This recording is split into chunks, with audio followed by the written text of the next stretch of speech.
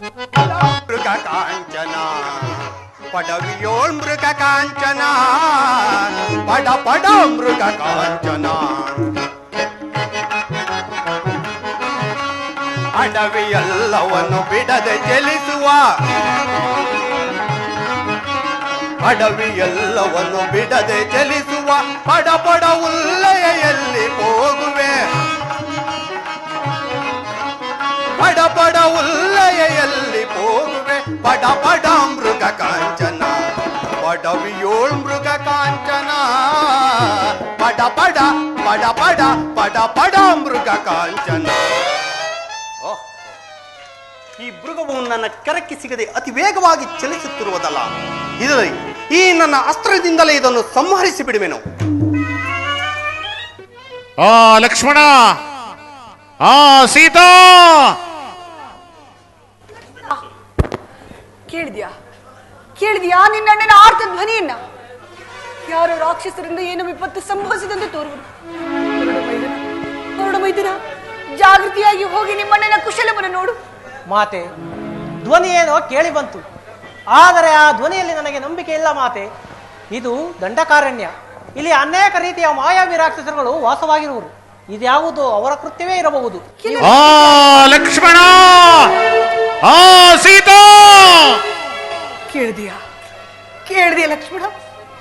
ಇದು ನನ್ನ ಸ್ವಾಮಿಯ ಧ್ವನಿಯ ಹೊರತು ಅನ್ಯತ ಅಲ್ಲ.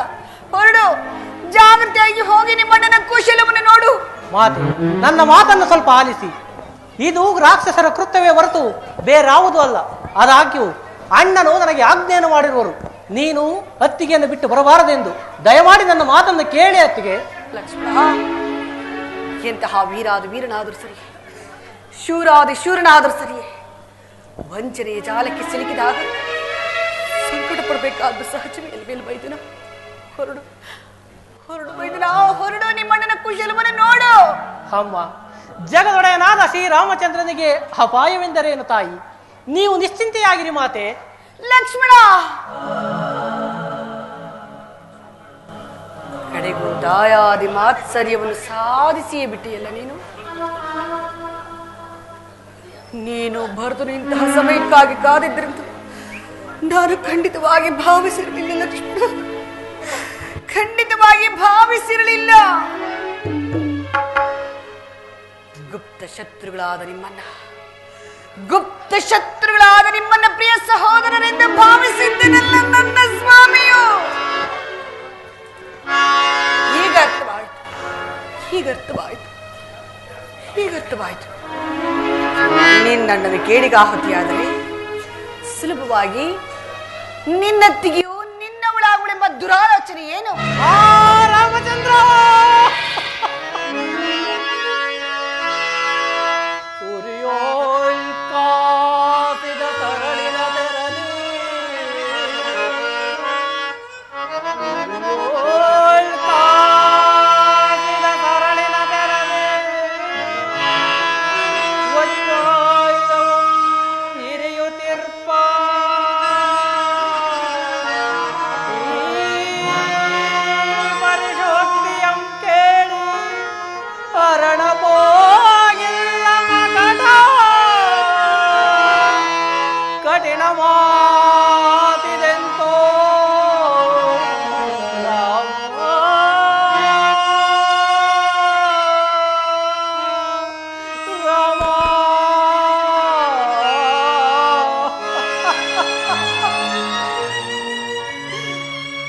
ಸಾಕು ತಾಯಿ, ಸಾಕು. ನಾನು ನಿಮ್ಮನ್ನು ನನ್ನ ಎತ್ತ ತಾಯಿಯಾದ ಸುಮಿತ್ರಾ ದೇವಿಗಿಂತಲೂ ಹೆಚ್ಚೆಂದು ಭಾವಿಸಿದ್ದೆನು. ಅಮ್ಮ, ಅಣ್ಣನ ಆಜ್ಞೆಯನ್ನು ದೋಷ ಮೀರಿದ ದೋಷವು ಬಂದರೂ ಸರಿಯೇ, ನಾನೀಗಲೇ ಹೋಗಿ ಅಣ್ಣನ ಕುಶಲ ವಾರ್ತೆಯನ್ನು ತಿಳಿದು ಬರುತ್ತೇನೆ. ಆದರೆ ನನ್ನದೊಂದು ಮಾತನ್ನು ನಡೆಸಿಕೊಡುವಿರಾ ತಾಯಿ? ಏನದು? ನಾನು ಈ ಕುಟೀರದ ಸುತ್ತಲೂ 7 ರೇಖೆಗಳನ್ನು ಬರೆಯುತ್ತೇನೆ. ಯಾವುದೇ ಸಂದರ್ಭದಲ್ಲಿಯೂ ಸಹ ನೀವು ಈ ಗೆರೆಗಳನ್ನು ದಾಟಿ ಹೊರಬರಬಾರದು. ಇದೇ ನನ್ನ ಪ್ರಾರ್ಥನೆ ಮಾತೆ. ಹಾಗೆ ಆಗಲಿ, ಜಾಗೃತಿಯಾಗಿಕೊಳ್ಳಿ.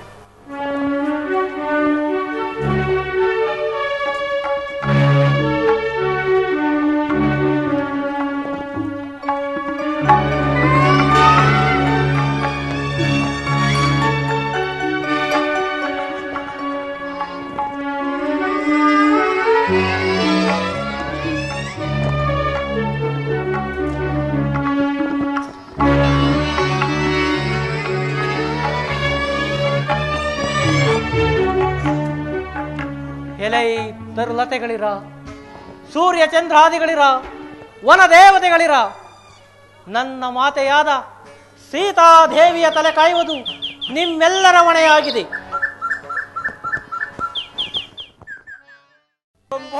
ಮಹಾದೇವ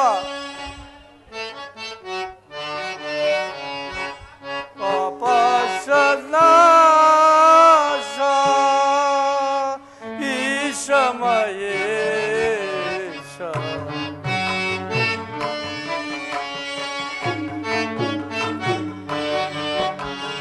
ಭವ ಪಾಶನಾಶ ಈಶಮಯೇಶ ಭವ ಭಯ ಶಂಕರನೇ ಶಿವನೇ ಶಂಭೋ ಮಹಾದೇವ ಭವ ಪಾಶನಾಶ ಈಶಮಯೇಶ ಭವ ಭಯ ಶಂಕರನೇ ಶಿವನೇ ಭವ ಭಯ ಶಂಕರನೇ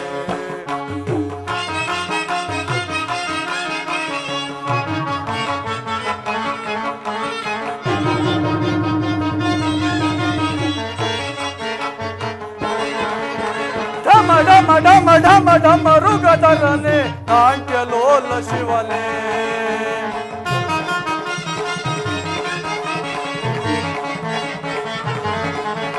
ಢಮ ಢಮ ಢಮ ಢಮ ಢಮ ರುಗಧರನೆ ನಾಟ್ಯಲೋಲ ಶಿವನೇ ಲೋಕವ ಪಾಲಿಪ ಕಾಲ ಕಾಲಹರ ಕಾರ್ಮಿಕಾತ್ಮ ಪ್ರಭುವೇ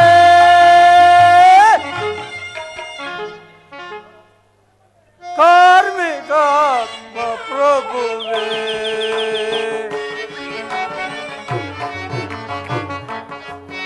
ವರ್ಷಾಶ ಈಶಮಯೇಶ ಭವ ಭಯ ಶಂಕರನೇ ಶಿವನೇ ಭವ ಭಯ ಶಂಕರನೇ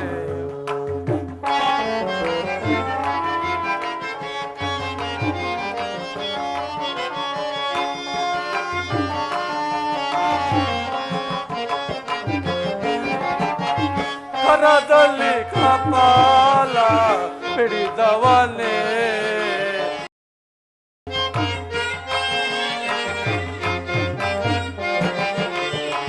ಕರದಲ್ಲಿ ಕಪಾಲ ಹಿಡಿದವನೇ ಬ್ರಹ್ಮಾಂಡವದ ಬಳಸಿದನೇ ಅನ್ನಪೂರ್ಣೆಯ ಕರುಣೆಯಿಂದಲೇ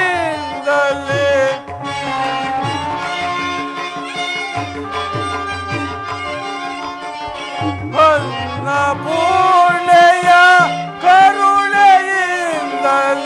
ದಾರಿದ್ರ್ಯವತ ನೀಗಿದಲೇ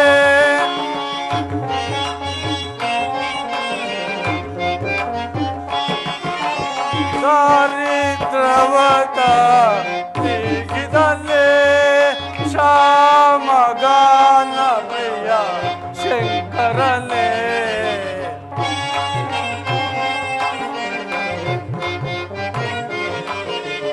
ಶ್ಯಾಮಗಾನ ಪ್ರಿಯ ಶಂಕರನೇ ಭವ ಪಾಶನಾಶ ಈಶಮಯೇಶ ಭವ ಭಯ ಶಂಕರನೇ ಶಿವನೇ ಭವ ಭಯ ಶಂಕರನೇ ಭವ ಭಯ ಶಂಕರನೇ ಭವ ಭಯ ಶಂಕರನೇ ಶಿವನೇ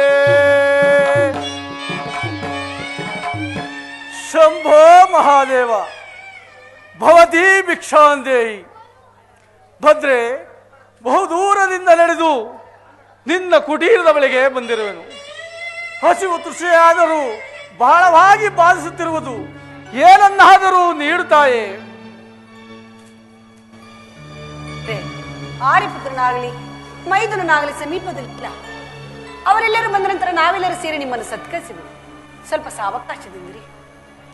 ಆಗಬಹುದು. ಹಬ್ಬ, ಇವಳೆಂಥ ಲಾವಣ್ಯವತಿ, ಇವಳೆಂಥ ಲಾವಣ್ಯವತಿ. ಹೋ, ನನ್ನ ಅಜಾತ ಶತ್ರುವಾದ ಹರಿಯೂ ಕೂಡ ಸಹಸ್ರ ನೇಕತ್ತಗಳಿಂದ ನೋಡಿ ಆನಂದಿಸಕಂತ ರೂಪವೇ ಸರಿ. ಇಂತಹ ಅಪೂರ್ವದ ಸುಂದರಿಯನ್ನು ನಾನು ಅಪಹರಿಸಿಕೊಂಡು ಹೋಗಲೇಬೇಕು.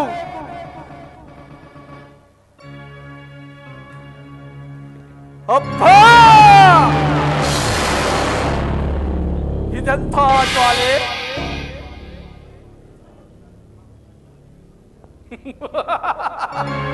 ಲಕ್ಷ್ಮಣ, ಮೆಚ್ಚಿದೆ ನಿನ್ನ ಜಾಣ್ಮೆಗೆ. ಜಗತ್ತೇ ಅಚ್ಚರಿ ಪಡುವಂತಹ ಸಪ್ತ ಋಷಿ ರೇಖೆಗಳನ್ನೇ ಇಲ್ಲಿ ಪ್ರತ್ಯಾಪಿಸಿರುವೆಯಾ? ಸೀತಾ, ಸೀತಾ, ನೀನೆಂಥ ಸೌಂದರ್ಯವತಿ! ನಿನ್ನ ಮೇಲೆ ವ್ಯಾಮೋಹದಿಂದ ನಿನ್ನ ಸ್ವಯಂವರ ಸಭೆಗೆ ಬಂದು ಶಿವಧನಸ್ಸನ್ನು ಎತ್ತಲಾಗದೆ ಮುಗ್ಗರಿಸಿ ಬಿದ್ದಾಗ ಹುಪ್ಪರಿಗೆ ಮೇಲೆ ಕುಳಿತು ಚಪ್ಪಾಳೆ ತಟ್ಟಿ ನಕ್ಕಿಯಲ್ಲವೇ? ಆ ಸಭೆಯಲ್ಲಾದ ಅಪಮಾನದಿಂದ ಸಹಸ್ರಾರು ಕಡುಗಳು ಏಕಕಾಲದಲ್ಲಿಯೇ ನನ್ನ ಶರೀರವನ್ನು ಹೊಕ್ಕಿದಂತಾಯಿತು.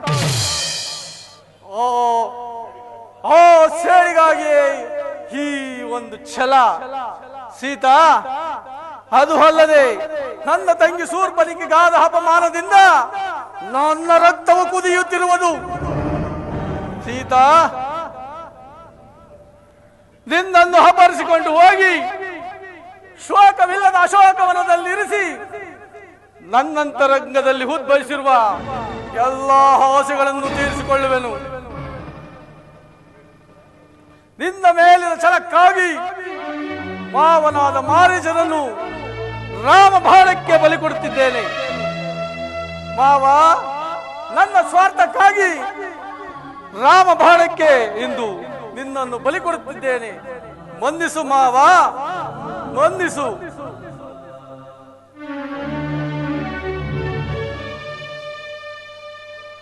ಹೇಳಿ ಹರಿಗಳ ವಿಕಟ ಕೂಗು ನನ್ನ ಬಾಳಿನಲ್ಲಿ ಕಾರ್ಮೋಡವೇ ಕವಿದಂತಾಗಿದೆ. ಶಿರೋ ಮೇಲ್ಭಾಗದೋಳ್ ಗೂಬೆ ಗರುಡಾದಿಗಳ ಚಿತ್ಕಾರವು ಆರಂಭವಾಗಿರುವುದು. ಅಕಾಲ ಮೃತ್ಯುವಿನ ಸೂಚನೆ ಬೇರೆ.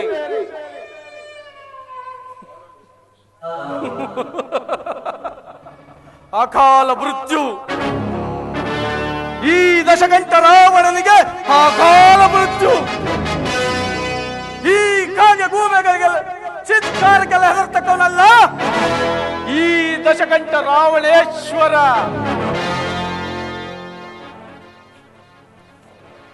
ಮಾವನಾದ ಮಾರೀಚನು ಆ ರಾಮ ಲಕ್ಷ್ಮಣರನ್ನು ಬಹುದೂರ ಸೆಳೆದಿರಬಹುದು.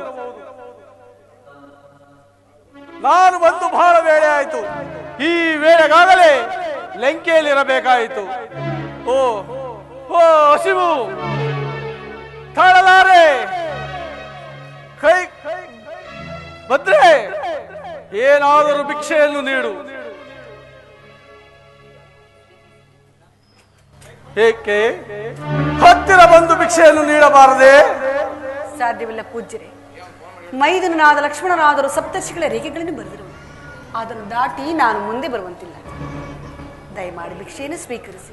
ಏನು, ನಮ್ಮಂತಹ ಯತಿಗಳಿಗೂ ಸಪ್ತ ಋಷಿಗಳ ಆಜ್ಞೆ? ಹಸುವಿನಿಂದ ಬಳಲಿ ಬಂದ ನಾನು ನಿನ್ನಾಶ್ರಮದಲ್ಲಿ ಹಸುದೀಗಿದ್ದರೆ ಬ್ರಹ್ಮತ್ಯ ದೋಷವು ಪ್ರಾಪ್ತಿಯಾಗುವುದು. ಇಡೀ ಶಾಪವನ್ನ. ಪೂಜ್ಯರೇ, ಶಾಂತರಾಗಿ, ದಯಮಾಡಿ ಶಾಂತರಾಗಿ. ಇದು ನಿಮ್ಮಿಚ್ಛೆಯಂತೆ ಭಿಕ್ಷೆಯನ್ನು ನೀಡುವೆನು. ಇನ್ನು ಮುಂದೆ ಬಾ, ಇನ್ನು ಮುಂದೆ ಬಾ, ಇನ್ನು ಮುಂದೆ ಬಾ, ಇನ್ನು ಮುಂದೆ ಬಾ. ಸೀತಾ, ಜಾನಕಿ, ಸೀತಾ ವೈದೇಹಿ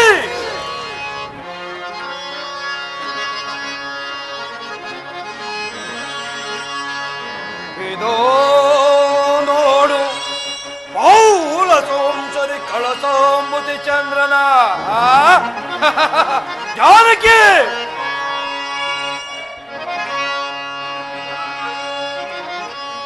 ಇದೋ ನೋಡು ಪೌಲ ಸೋಂಸರಿ ಕಳಸೋಂಬುತಿ ಚಂದ್ರನ ನಿರ್ಛರ ಮನೋಸ್ತರ್ವ ಭಂಗನ ಓಡು ಮನ್ಮತಾಂಗನ ಸೀತಾ ಓಡು ಮನ್ಮತಾಂಗನ ಹರಿರಾಯರ ಗಂಡ ರಾವಣ ಸಾರ್ವಭೌಮನ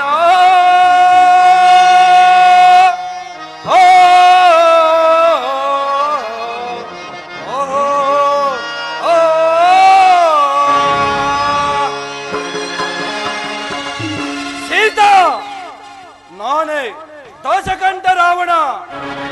ರಥವು ಸಿದ್ಧವಾಗಿರುವುದು, ನಡಲಂಕಾ ನಗರಕ್ಕೆ ಹೋಗೋಣ. ರಾಮಚಂದ್ರ, ರಾಮಚಂದ್ರ ಪ್ರಭುವೇ, ನೀನದೆಷ್ಟು ವಿಧವಾಗಿ ಹೇಳಿದ್ರು ನಿನ್ನ ಮಾತನ್ನು ಕೇಳಿದ್ರೆ ನಾನೆಂತಹ ವಿಪತ್ತಿಗೆ ಗುರಿಯಾದನೆಲ್ಲ ಸ್ವಾಮಿ. ಈ ನೀಚರಾದರೂ ಮೋಸದಿಂದ ನನ್ನನ್ನು ಅಪಹರಿಸಿಕೊಂಡು ಹೋಗಲೆತ್ತಿಸುತ್ತಿರುವನು. ಈ ದುಷ್ಟನಿಂದ ನಾನು ಪಾರಾಗುವ ಬಗೆಯಾದ್ರೆ ಹೇಗೆ? ಈ ಸಮಯದಲ್ಲಿ ನನ್ನನ್ನು ರಕ್ಷಿಸುವರಾರು ಇಲ್ಲವೇ? ನನ್ನನ್ನು ರಕ್ಷಿಸುವರಾರು ಇಲ್ಲವೇ?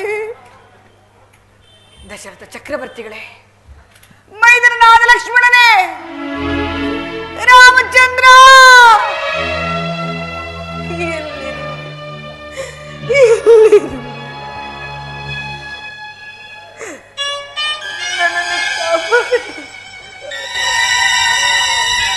ಯಾರು? ನನ್ನ ಮಿತ್ರ ದಶರಥ ಮಹಾರಾಜನ ಪುತ್ರನಾದ ರಾಮಚಂದ್ರನ ಹೆಸರನ್ನು ಹೇಳಿ ದುಃಖಿಸುತ್ತಿರುವ ತಾವು ಯಾರು ತಾಯಿ? ಅಯ್ಯ, ನಾನಾದರೂ ದಶರಥ ಮಹಾರಾಜನ ಸೊಸಿ, ಶ್ರೀರಾಮಚಂದ್ರನ ಧರ್ಮ ಪತ್ನಿಯು. ನನ್ನ ಕಾಂತನು ಇಲ್ಲದ ಸಮಯದಲ್ಲಿ ಈ ಘಾತುಕನಾದರೂ ಮೋಸದಿಂದ ಅಪಹರಿಸಿಕೊಂಡು ಹೋಗಲೆತ್ತಿಸುತ್ತಿರುವನು. ನನ್ನನ್ನು ಕಾಪಾಡು, ನನ್ನನ್ನು ಕಾಪಾಡು. ಹೆದರಬೇಡಿ ತಾಯಿ, ಹೆದರಬೇಡಿ. ಎಲ್ಲವೋ ನೀಚ, ಶ್ರೀರಾಮಚಂದ್ರನು ಇಲ್ಲದೆ ಇರುವ ಸಮಯದಲ್ಲಿ ಸೀತಾಮಾತೆಯನ್ನು ಅಪಹರಿಸಿಕೊಂಡು ಹೋಗುತ್ತಿರುವ ಯಾರು ನೀನು?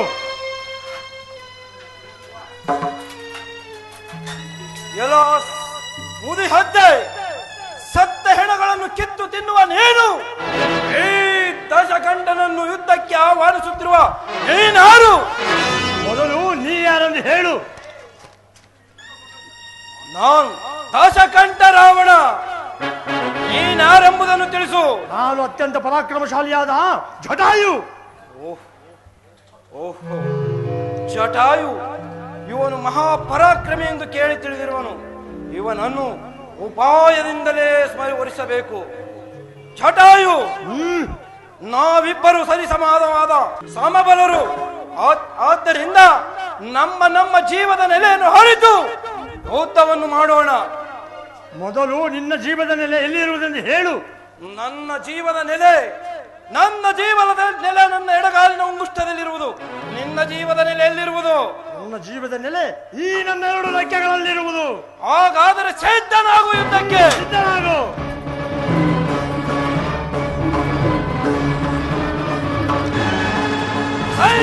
ನನ್ನ ಕಣ್ಣನ್ನು. ಅಯ್ಯೋ,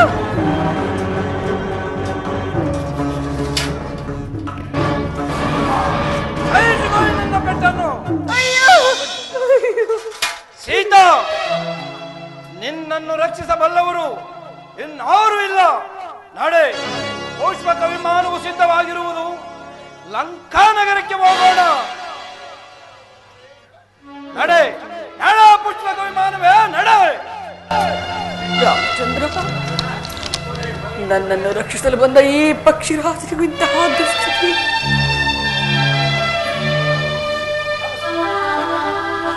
ಹಾಗಾದ್ರೆ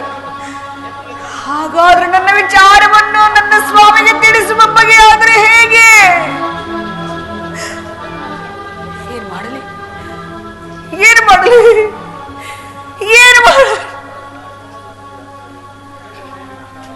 ಹೌದು, ನಾನು ಪತಿವ್ರತೆಯಾಗಿದ್ದ ಪಕ್ಷದಲ್ಲಿ ನನ್ನ ಸ್ವಾಮಿಯನ್ನು ತ್ರಿಕರಣ ಶುದ್ಧಿಯಿಂದ ಸೇವಿಸಿದ್ದೇ ನಿಜವಾಗಿದ್ದಲ್ಲಿ ಹಿರಿಯ ಪಕ್ಷಿರಾಜನೇ, ನನ್ನ ಸ್ವಾಮಿಗೆಲ್ಲ ವಿಚಾರವನ್ನು ತಿಳಿಸಿ ಆದ್ದರಿಂದಲೇ ನೀನು ಸದ್ಗತಿಯನ್ನು ಪಡೆದೆ, ಆದ್ದರಿಂದಲೇ ನೀನು ಸದ್ಗತಿಯನ್ನು ಪಡೆ, ಆದ್ದರಿಂದಲೇ ನೀನು ಸದ್ಗತಿಯನ್ನು ಪಡೆ. ಸೀತಾ, ನಡೆ ನಡೆ, ಲಂಕಾ ನಗರಕ್ಕೆ ಹೋಗೋಣ. ಪೌಷ್ಪಕ ವಿಮಾನವು ಸಿದ್ಧವಾಗಿರುವುದು. ನಡ ಲಂಕಾ ನಗರಕ್ಕೆ. ಜೈ ಪರಮೇಶ್ವರ.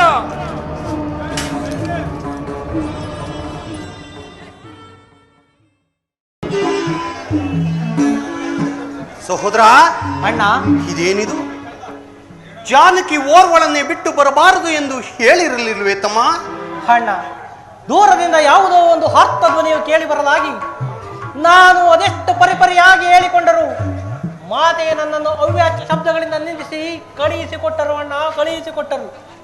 ಅನರ್ಥವಾಯಿತು ಸಹೋದರ, ಅನರ್ಥವಾಯಿತು. ಅದು ಸಾರಂಗವಲ್ಲ. ಮತ್ತೇನ? ಮಾರೀಚನು ಸಾರಂಗ ವೇಷ ಧರಿಸಿ ಬಂದು ಆ ರೀತಿ ಕೂಗಿದನು. ನಡೆ, ಜಾಗೃತರಾಗಿ ಹೋಗಿ ಸೀತೆಯನ್ನು ನೋಡೋಣ. ನಡೆ ಲಕ್ಷ್ಮಣ. ನಡೆಯಿರಿ ಅಣ್ಣ, ನಡೆಯಿರಿ. ಸೀತಾ, ಅಮ್ಮ, ಜಾನಕಿ, ಜನನಿ, ವೈದೇಹಿ, ಮಾತೆ, ಎಲ್ಲಿ ಲಕ್ಷ್ಮಣ? ಸೀತೆಯು ಸಿಗುತ್ತಿಲ್ಲ ಇಲ್ಲವಲ್ಲ ಸಹೋದರ? ಅಣ್ಣ, ಶಾಂತರಾಗಿದೆ ಅಣ್ಣ. ಆ ಬಾಷ್ಪದಲ್ಲಿ ಏನಾರಾದರೂ ಇರುವಳಿನ ಒಮ್ಮೆ ನೋಡಿ ಬಾ ತಮ್ಮ. ಆಗಲಿ ಅಣ್ಣ. ಧರಣಿ ಜಾತೆ ಮಾತೆ ಸೀತೆ ಕಾಣದಾದಳೆ ರಾಮ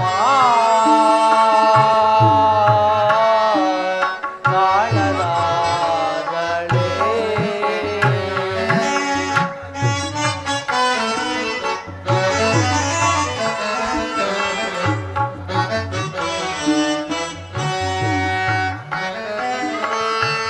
ಧರಣಿ ಜಾತೆ ಮಾತೆ ಸೀತೆ ಕಾಣದಾದಳೆ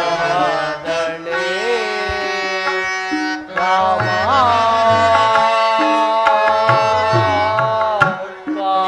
ಕಾಣದಾದಳೆ.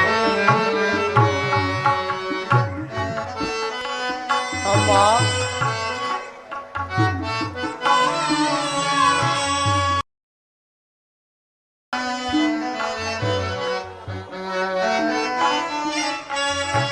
ಅಮ್ಮ, ನಿಮ್ಮ ಒಳೆಯದಿಂದ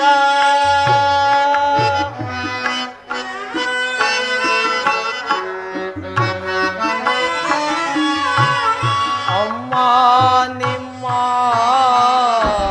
ವಿರಹದಿಂದ ಸುಖಿಸಬಲ್ಲನೆ ರಾಮನು.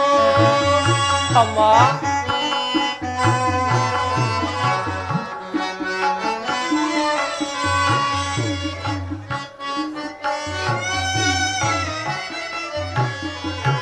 ಅಮ್ಮ, ನಿಮ್ಮ ವಿರಹದಿಂದ ಸುಖಿಸಬಲ್ಲನೆ ರಾಮನು. ಧರಣಿಯಾತೆ ಮಾತೆ ಕಾಣದಾದಳೆ ರಾಮ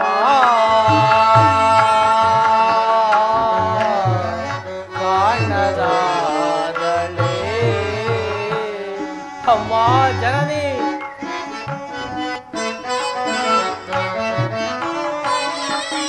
ಕಾಂಚನ ಮೃಗವ ಬಯಸಿದಿರೇಕೆ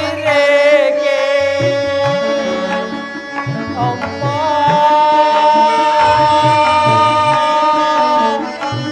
ಜನನಿ,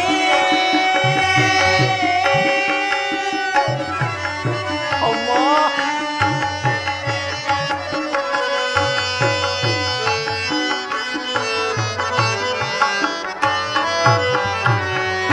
ಕಾಂಚನ ಮೃಗವ ಬಯಸಿದಿರೇಕೆ ಎನ್ನ ಪೇಳಲಿ ರಾಮಗೆ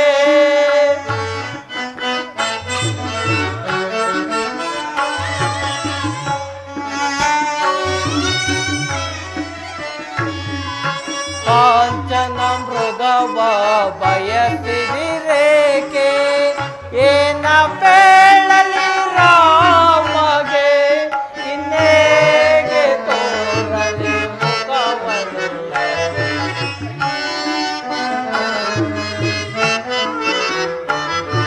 ಇನ್ನೇಗೆ ತೋರಲಿ ಮುಖವನ್ನು ಧರಣಿ ಜಾತಿ ಮಾತೆ ಸೀತೆ ಕಾಣದಾದಳೆ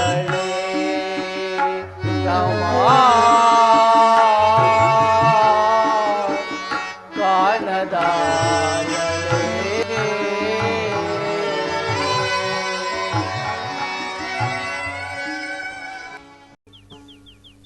ಪುತ್ರ, ಅಣ್ಣ ಜಾನಕಿಯು ಸಿಗಲಿಲ್ಲವೇ? ಅರಣ್ಯದಲ್ಲಿ ಎಷ್ಟು ಹಳೆದಾಡಿದರೂ ಮಾತೆಯ ಸುಳಿವೇ ಸಿಗುತ್ತಿಲ್ಲವಣ್ಣ. ಸಹೋದರ, ಅಣ್ಣ ಗೋದಾವರಿ ತೀರದಲ್ಲಿ ಏನಾದರೂ ಹೀರುವಳೆಯನ್ನು ಒಮ್ಮೆ ನೋಡಿ ಬರೋಣ, ನಡೆಯೇ ಸಹೋದರ? ನಡೆಯಿರಿ ಅಣ್ಣ.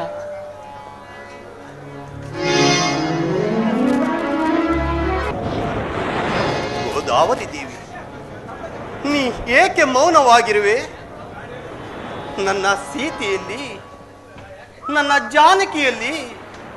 ಸೀತಾ, ಜಾನಕಿ, ವೈದೇಹಿ,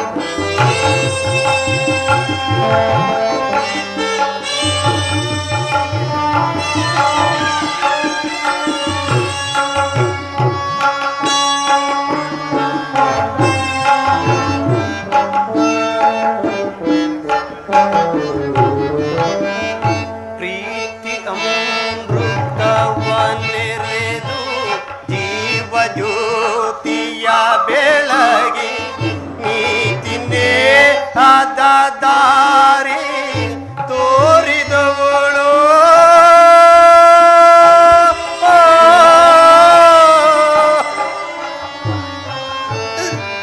ಸೀತಾ, ಗೋದಾವರಿ ದೇವಿ ಮೌನವಾಂತಿಯೇ ಏಕೆ ವೈದೇಹಿಯೇನಾದಳೋ?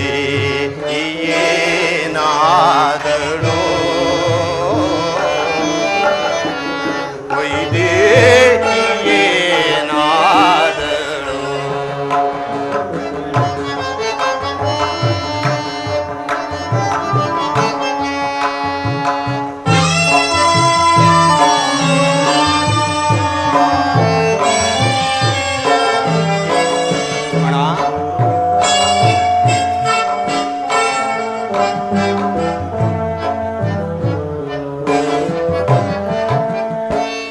ಮಾಮರದ ಮೊರೆಯಲ್ಲಿ ಕುಳಿತಿರುವ ಕೋಗಿಲೆಯೇ ನಿಮ್ಮ ಧ್ವನಿ ಜೊತೆಯಲ್ಲಿ ತನ್ನ ಧ್ವನಿ ಸೇರಿಸುತ್ತಾ ದೇವದಾನನ ಸುದೆಯ ದಹಿಸಿದವಳು.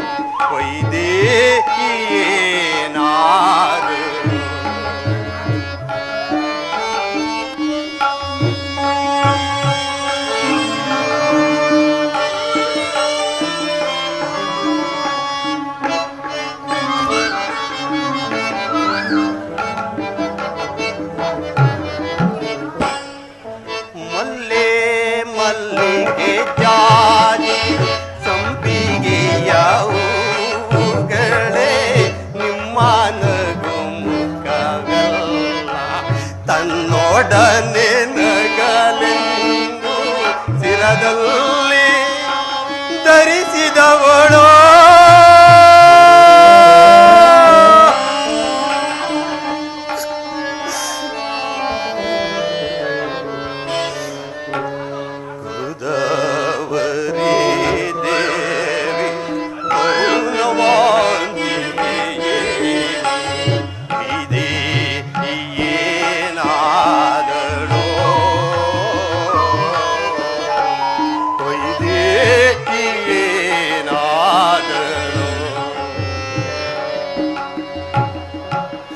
ಕ್ಷಣಮು ನದಿ ಸುಳಿವಾ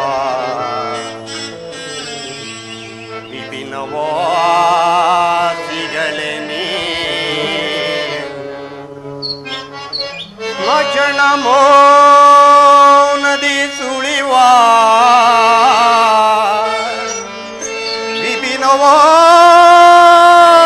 ವಿಪಿನವಾಸಿಗಳೇ ನೀ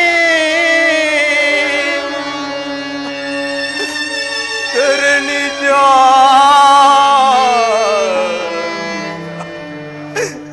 ಕಣಿರ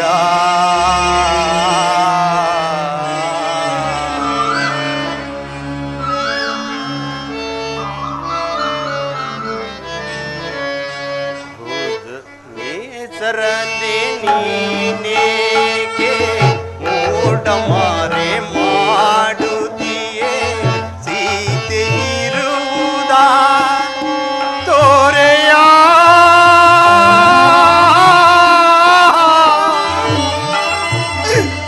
ಸೀತೆ ಇರುವುದಾ ತೋರೆಯ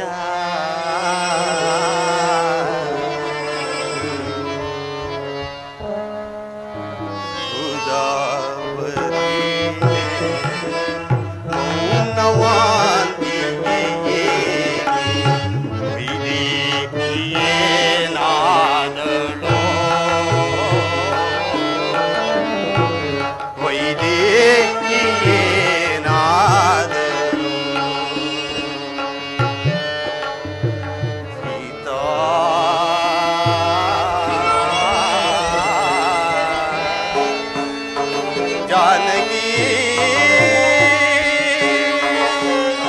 मनोहरे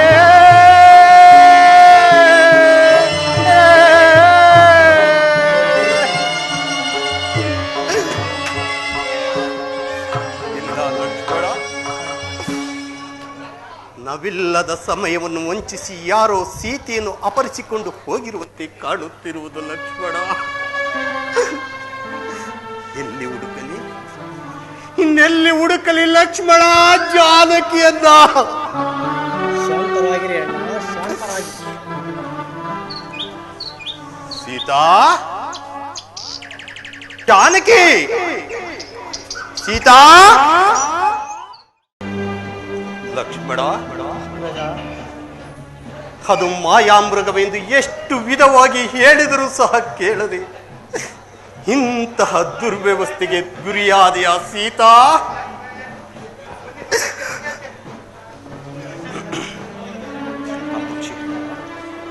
ಅಣ್ಣ ಅಲ್ಲಿ ನೋಡಿ, ಅದಾವುದು ಆ ಪಕ್ಷಿಯು ಬಿದ್ದಿರುವುದು. ಅದೇನಾದರೂ ಮಾತೆಯನ್ನು ನುಂಗಿರಬಹುದೇ ಅಣ್ಣ? ತಡೆ ಲಕ್ಷ್ಮಣ, ಆತನು ನನ್ನ ನಾಮ ಸ್ಮರಣೆಯನ್ನು ಮಾಡುತ್ತಿರುವನು. ಆತನ ಬಳಿಗೆ ಹೋಗಿ ಯಾರೆಂಬುದಾಗಿ ವಿಚಾರಿಸೋಣ. ಲಕ್ಷ್ಮಣ ನಡೆಯಿರಿ ಅಣ್ಣ. ರಾಮಚಂದ್ರ, ಅಯ್ಯ ಪಕ್ಷಿರಾಜ, ನೀನು ಯಾರು? ಈ ದುರ್ವ್ಯವಸ್ಥೆಗೆ ಕಾರಣವೇನು? ಋಷಿಕುಮಾರರಂತೆ ಕಾಣುತ್ತಿರುವ ಧನುರ್ಧಾರಿಗಳಾದ ತಾವುಗಳಾರು? ಅಯ್ಯ, ಆ ನಿರ್ಭಾಗ್ಯ ರಾಮನು ನಾನೇ ಅಪ್ಪ. ಅಯೋಧ್ಯಾಧಿಪತಿಯಾದ ದಶರಥನ ಸುಪುತ್ರ ಶ್ರೀರಾಮಚಂದ್ರ. ನೀನು ಯಾರು? ನನ್ನ ಈ ದುರ್ವ್ಯವಸ್ಥೆಗೆ ಕಾರಣವೇನು? ರಾಮಚಂದ್ರ, ಅಯ್ಯ, ನಾನು ನಿಮ್ಮ ತಂದೆಯ ಮಿತ್ರನಾದ ನನ್ನನ್ನು ಜಟಾಯು ಎಂದು ಕರೆಯುವರು. ಆ ದಶಗಂಟ ರಾವಣನು ಸೀತಾ ಮಾತೆಯನ್ನು ಅಪಹರಿಸಿಕೊಂಡು ಹೋಗುವ ಸಮಯದಲ್ಲಿ ಅಡ್ಡಲಾಗಿ ಬಂದ ಕಾರಣ ಮೋಸದಿಂದ ನನ್ನ ಈ 2 ರೆಕ್ಕೆಗಳನ್ನು ಕತ್ತರಿಸಿ ಹಾಕಿದನು.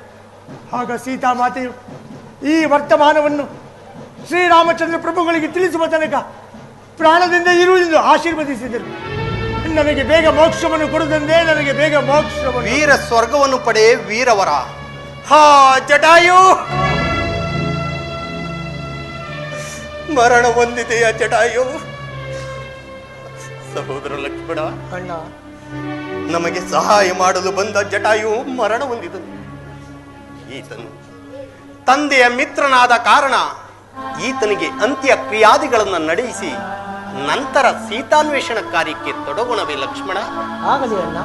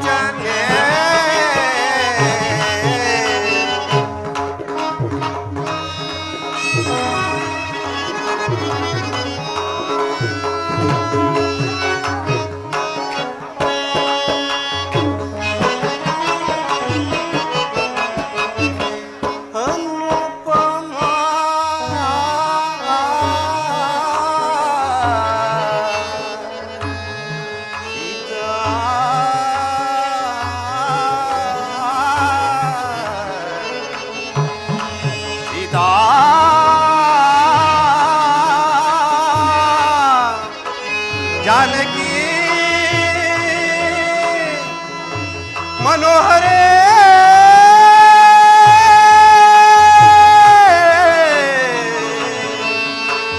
ಸೀತಾ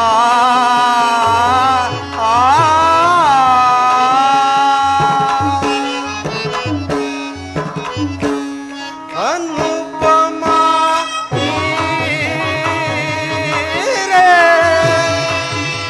ವನರುಹ ಲೋಚನೆ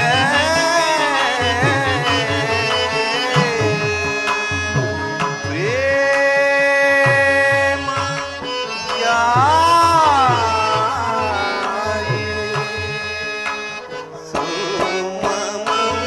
ಸುಮಮುಖಿಯೇ ಸಖಿಯೇ ಜಾನಕಿ ತುಂಬಾ ಕಾಯೇ ಸೀತಾ ಸೀತಾ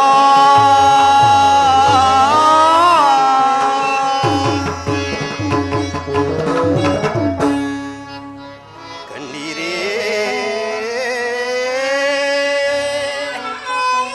ತಾವರೆಯ ಮತ್ತೆ ಕೋಗಿಲೆಯೇ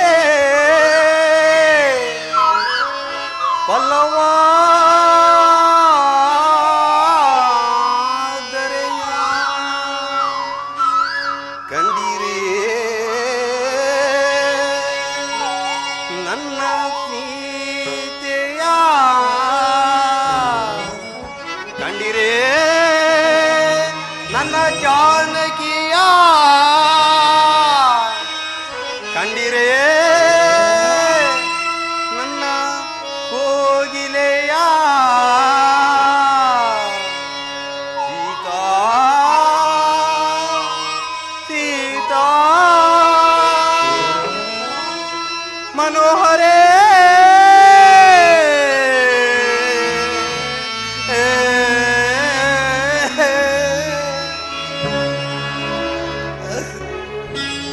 ಇಲ್ಲ ಲಕ್ಷ್ಮಣ, ಯಾವ ಬೆಟ್ಟ ಗುಡ್ಡಗಳಲ್ಲೂ ತಿರುಗಾಡಿದರೂ ಸಹ ಸೀತೆಯ ಸುಳಿವೆ ಸಿಗುತ್ತಿಲ್ಲವಲ್ಲ ಲಕ್ಷ್ಮಣ. ಸೀತೆ ನಗಲಿ ನಾನು ಹೇಗೆ ಜೀವಿಸಲಿ ಲಕ್ಷ್ಮಣ? ಅಣ್ಣ ಚಿಂತಿಸಬೇಡಿ ಅಣ್ಣ. ನಿಮ್ಮ ಈ ಚಿಂತೆಯನ್ನು ನೋಡುತ್ತಿದ್ದರೆ ನನ್ನ ಪ್ರಾಣವೇ ಹೋದಂತೆ ಭಾಸವಾಗುತ್ತಿದೆ. ಚಿಂತಿಸಬೇಡಿ ಅಗ್ರಜ. ಲಕ್ಷ್ಮಣ, 14 ವರ್ಷ ವನವಾಸವನ್ನು ಮುಗಿಸಿಕೊಂಡು ಅಯೋಧ್ಯೆಗೆ ಹಿಂದಿರುಗಿದಾಗ ಪುರಜನರು, ಗುರು ವಸಿಷ್ಠರು, ಮಾತೆಯವರು ರಾಮ ರಾಮ ಸೀತೆಯಲ್ಲಿ ಜನಕ ಸುತಿ ಎಲ್ಲೆಂದು ಕೇಳಿದರೆ ಏನೆಂಬುದಾಗಿ ಉತ್ತರಿಸಲಿ ಲಕ್ಷ್ಮಣ? ಈ ಅಪಮಾನವನ್ನು ನಾನು ತಾಳಲಾರೆ ಲಕ್ಷ್ಮಣ, ಈ ಅಪಮಾನವನ್ನು ನಾನು ಸಹಿಸಲಾರೆ. ಅದು ಲಕ್ಷ್ಮಣ, ಅಲ್ಲಿ ಕಾಣುತ್ತಿರುವ ಪರ್ವತದಿಂದ ಹುರುಳಿ ನಾನು ಪ್ರಾಣ ತ್ಯಾಗವನ್ನು ಮಾಡಿಕೊಳ್ಳುವೆನು ಲಕ್ಷ್ಮಣ. ಸಮಾಧಾನ ಮಾಡಿಕೊಳ್ಳಿ ಅಗ್ರಜ, ಸಮಾಧಾನ ಮಾಡಿಕೊಳ್ಳಿ. ಋಷಿಮುಖ ಪರ್ವತಕ್ಕೆ ಹೋಗಿ ಸುಗ್ರೀವನ ಸಹಾಯವನ್ನು ಪಡೆದ ನಂತರ ಶುಭ ಸೂಚನೆಯು ಪ್ರಾರಂಭವಾಗುವುದೆಂದು ಮಾತೆ ಶಬರಿಯು ಆಶ್ವಾದವನ್ನಿತ್ತಿರುವರು. ಅದೋ ನೋಡಿ, ಅಲ್ಲಿ ಕಾಣುತ್ತಿರುವ ಪರ್ವತವನ್ನೇರಿ ಋಷಿಮುಖ ಪರ್ವತಕ್ಕೆ ಹೋಗೋಣ. ನಡೆಯಿರಿ ಅಣ್ಣ. ನಡೆ ಲಕ್ಷ್ಮಣ, ನಡೆಯಿರಿ ಅಣ್ಣ. ಓಹೋ ಆಂಜನೇಯ ಆಂಜನೇಯ,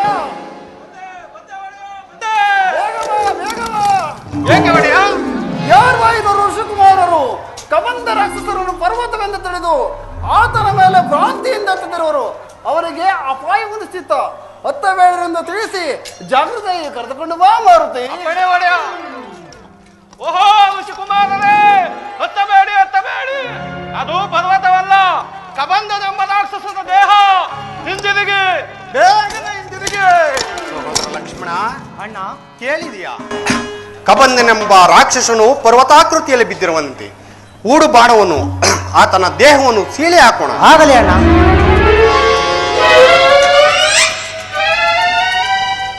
ಲಕ್ಷ್ಮಣ, ಈ ಕಬಂಧನ ವೃತ್ತಾಂತವನ್ನು ತಿಳಿಸಿದಾತನು ಯಾರು?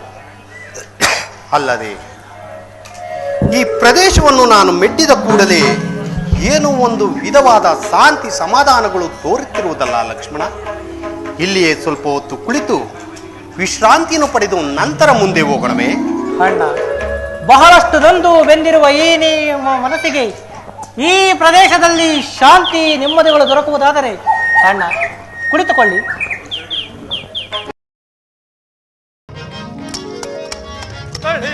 ದಳದಂತ ಒಳವ ಕಂಗಾಳುಳ್ಳ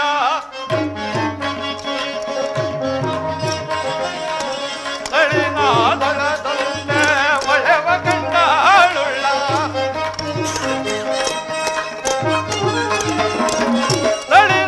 ದಳದಂತ ಒಳವ ಕಂಗಾಳುಳ್ಳ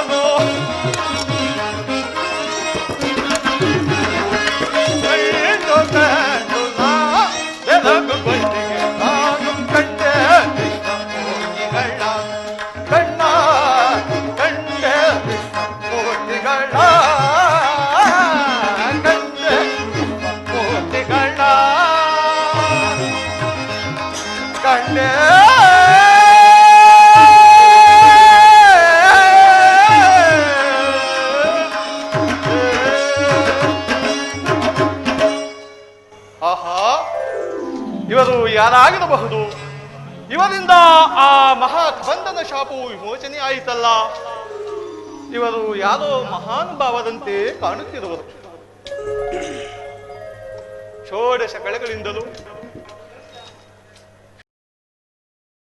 ದೀರ್ಘವಾದ ಬಾಹುಗಳಿಂದಲೂ ಕೂಡಿದ ಇವರು ಅಶ್ವಿನಿ ದೇವತೆಗಳೇ ಅಥವಾ ಇಂದ್ರಾಪೇಂದ್ರರೇ?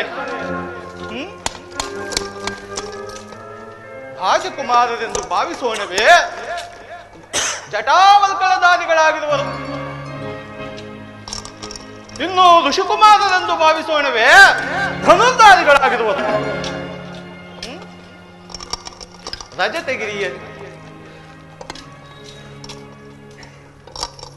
ರಜತಗಿರಿಯ ನಿಲಯನಾಗಿ ರಂಜಿತ ಕಾಯನಾಗಿ ರಮಣೀಯ ವದನನಾಗಿ ರಾರಾಜಿಸುತ್ತಿರುವ ಆ ರಾಜಶೇಖರನೇ? ಇಲ್ಲ ಇಲ್ಲ, ಈತನೇ ಹತನಾಗಿದ್ದರೆ ರಜತಗಿರಿಯ ಶಿಖರದ ಮೇಲೆ ಕುಳಿತು ದರೆಯನ್ನು ಉದ್ಧರಿಸಲು ಹರಿದು ಬಂದ ಪರಮ ಪಾವನಿಯಾದ ಗಂಗೆ ತಾನಿಲ್ಲ. ಇಲ್ಲ ಇಲ್ಲ, ಈತನು ಗಂಗಾಧರನಲ್ಲ.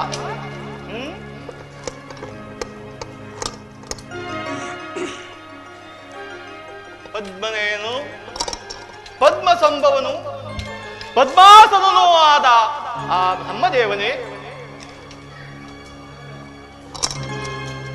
ಇಲ್ಲ ಇಲ್ಲ, ಕರದಿ ಕಂಟಾಣ ಇಲ್ಲ, ತುಳಸಿ ಮಣಿಜಪಸರಗಳಿಲ್ಲ, ಮೇಲ್ಸಿರವು ನಾಲ್ಕಿಲ್ಲ. ಅಂದ ಮೇಲೆ ಸರಸಿಜೋದ್ಭವನು ಈತನಲ್ಲ ಈತನಲ್ಲ ಈತನಲ್ಲ. ಮತ್ಯಾರಾಗಿರಬಹುದು?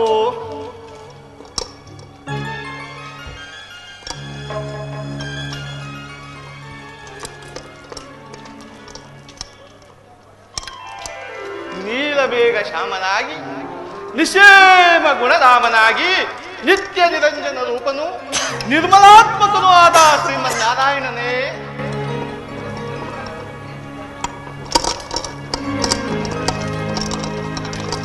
ಇಲ್ಲ ಇಲ್ಲ, ಕರದ ಶಂಕು ಚಕ್ರ ಗದಾ ಪದ್ಮಗಳಿಲ್ಲ, ಕೋಟಿ ಸೂರ್ಯ ಮಣಿಮಕುಟವಾದ ರತ್ನಾಂಬರವನ್ನು ಧರಿಸಿಲ್ಲ,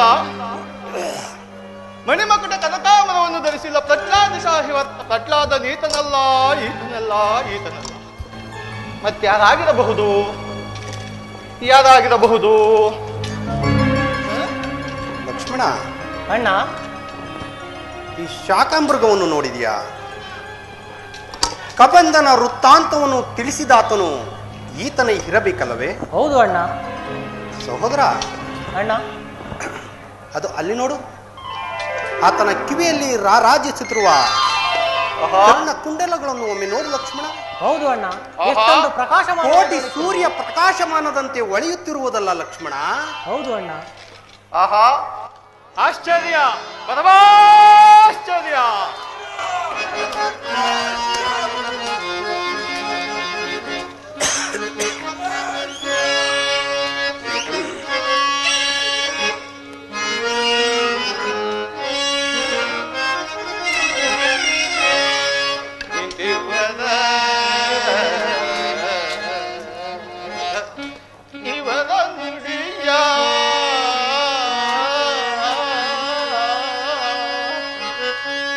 ಬಹುದು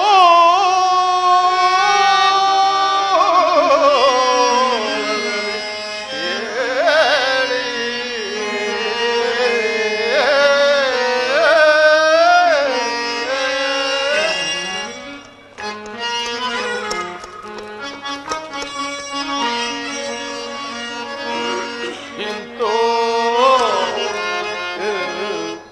ಇವದ ನುಡಿಯ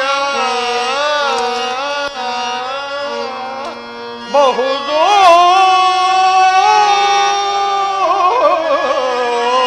ರದಲ್ಲಿ ಕೇಳಿ ಸ್ವಾಂಗದಲ್ಲಿ ಸಂತಸವ ತಾಳೆ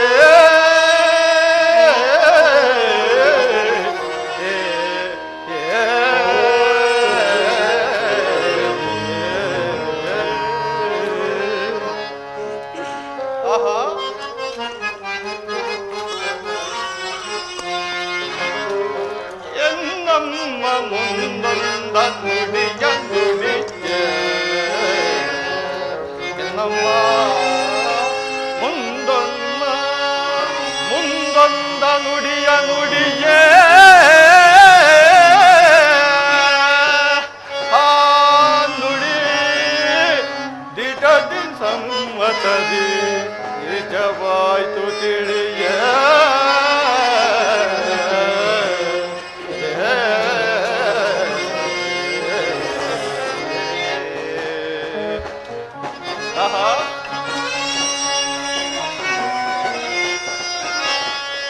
ರಕ್ಷಿತದೊರ ಬಂದ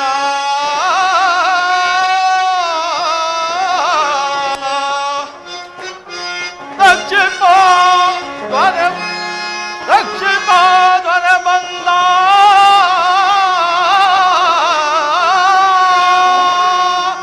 ಚಿಂತೆಯಿಂದ ಆನಂದ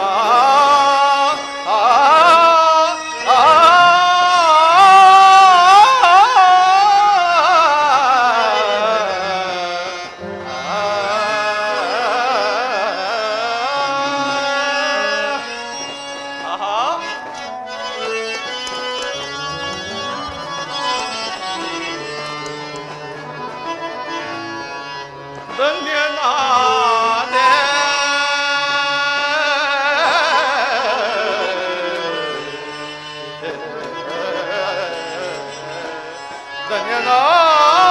ಧನ್ಯನಾದೆನು ದಿವ್ಯ ಜಗಂಗಳಲೆ ಪೂರ್ಣ ಪುಣ್ಯನಾದ ಕ್ಷಣ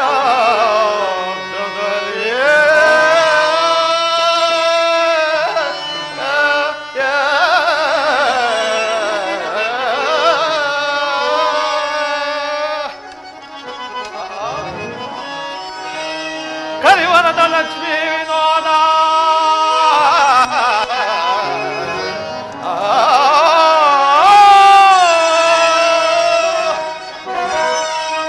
ಕರಿ ವರದ ಲಕ್ಷ್ಮೀ ವಿನೋದ ಹರಹರಿಯ ತಾನೆನ ಒಲೆದು ಪ್ರತ್ಯಕ್ಷನಾದ ಪ್ರತ್ಯಕ್ಷನಾದ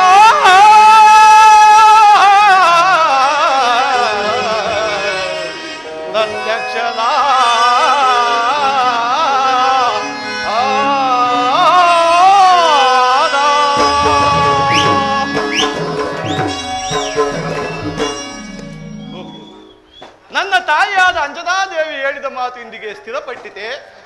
ಮಗು, ಯಾರ ಕಣ್ಣಿಗೆ ನಿನ್ನ ಕಣ್ಣು ಕುಂಡಲಗಳು ಗೋಚರವಾಗುವವೋ ಅವರೇ ಮಾನವ ಅವತಾರಿಯಾದ ರಾಮನಂತಲೋ ನಿನ್ನನ್ನು ಸಲಹುವ ದಾತರಂತಲೂ ಅವರ ಸೇವೆಯನ್ನು ಮಾಡಿ ಧನ್ಯನಾಗೂ ಎಂದು ಹೇಳಿದರು. ಅವರೇ ಇವರಾಗಿರಬಹುದೇ ಅಥವಾ ಇವನೇ ಅವರಾಗಿರಬಹುದೇ? ಯಾರೇ ಆಗಿರಲಿ ಸಮೀಪಕ್ಕೆ ಹೋಗಿ ವಿಚಾರಿಸಿ ನೋಡುವೆನು. ಅಯ್ಯ ಋಷಿಕುಮಾರರೇ, ಶಶಿಗಳಂತಿರುವ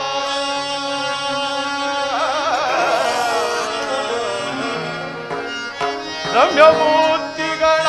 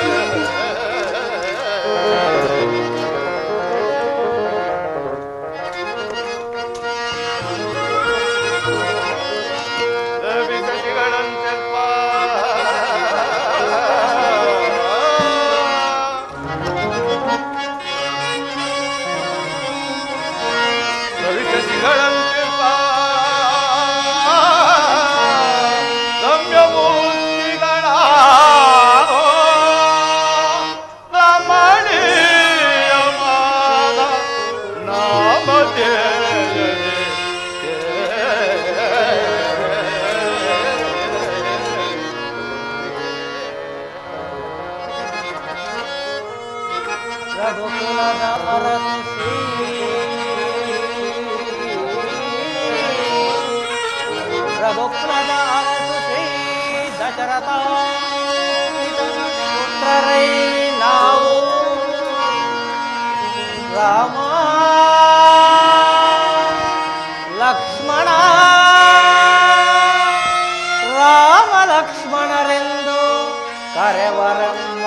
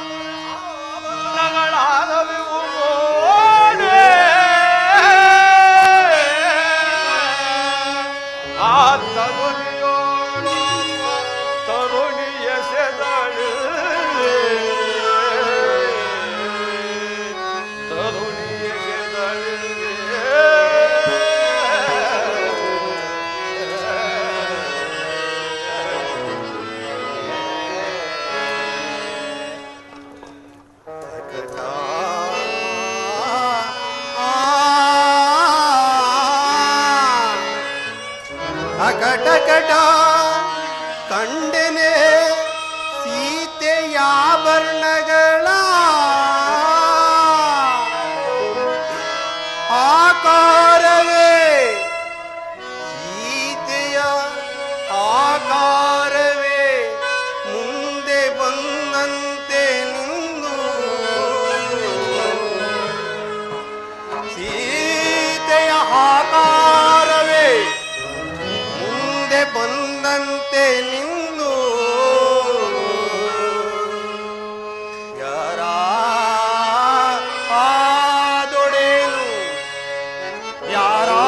ಯಾರಾದೊಡೇನು ನೀಯಮ್ಮ ಪ್ರಾಣದಾತ ಬೇಡಲ್ಲ ವಾಯುನಂದನನು ರಾರಾಜಿಸೈ ಪರಮ ಭಕುತ ನೀನು ಶ್ರೀರಾಮದೂತ ಹನುಮಂತನ